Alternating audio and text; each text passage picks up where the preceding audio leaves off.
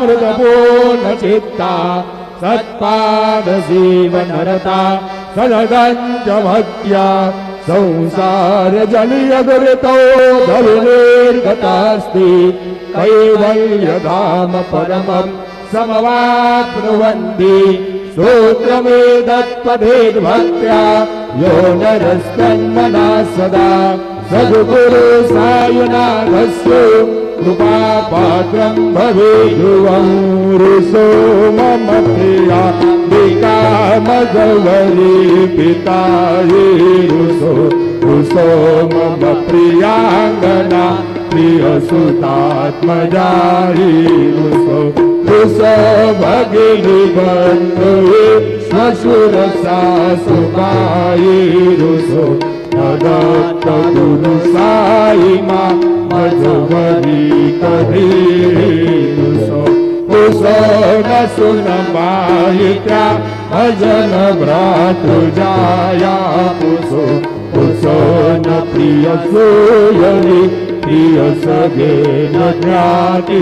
पुषो सुरधना सखा स्वजननाथ बंधु पुषो हरि न गुरु साई मां मजवरी कभी ऋषो न अबला बुली तरुण वृद्धहीना पुषो न गुरु धातुते मजन घोर सानी पुषो न च भले बुरे सुजन साधुहीना पुषो हरि न गुरु साई मां मजवरी कभी ऋषो चतुर चत्वविद् विगुण प्राज्ञ ज्ञानी ऋषो हि विदुषी स्त्रिया कुशल पंडिता हि ऋषो महिपति यति अजकतापसी ऋषो दत्त गुरु साई मां मजवरी कभी ऋषो कवि ऋषि मुनि अनग सिद्ध योगी ऋषो हि गृह देवता निकुल ग्राम देवी ऋषो कल पिशाचये मलिन नागिनी ऋषो दत्त गुरु साई मां मजवरी कभी ऋषो मृग कृमि अखिल जीव जंतु ऋषो नितप प्रस्तरा अचल आपगापी ऋषो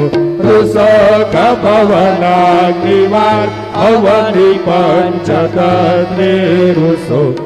दत्त गुरु साई मां मजवरी कभी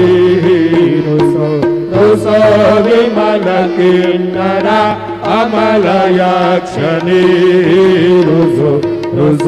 शशि गदाधि अगणितारकाहि ऋषो अमर राजये अदय धर्म राजा ऋषो दत्त गुरु साई मां मजवरी कभी ऋषो मन सरस्वती चपल चित्तते ऋषो वपुदिशा खिला कठिन काल तो ही ऋषो सकल विश्व महितु ब्रह्म गौण ऋषो दत्त गुरु साई मां मजवरी कभी